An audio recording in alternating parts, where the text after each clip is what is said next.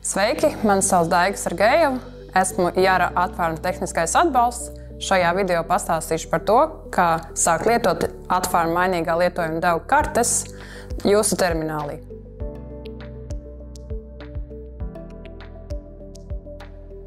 Ievietojam USB atmiņas karti ar shape formātu failiem. Klikšķinam datu pārnesi. Redzam receptes, pusklikšķinam. Šeit mēs redzam visus laukus, varam izvēlēties visus.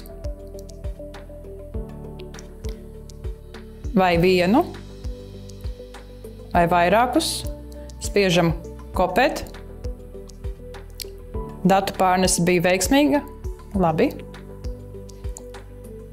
Klikšķinam uz mājas. Pārliecinamies, vai viss uz ekrāna esošais ir zaļš. Ja nē, tad, kā piemēram redzam, uzdevums ir sarkans, uzklikšķinam. Spiežam jauns uzdevums. Ievedam nosaukumu. Labi. Dodamies atpakaļ uz mājas.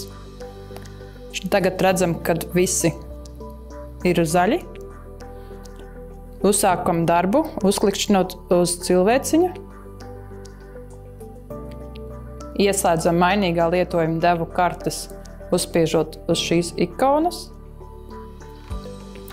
Pieskaramies.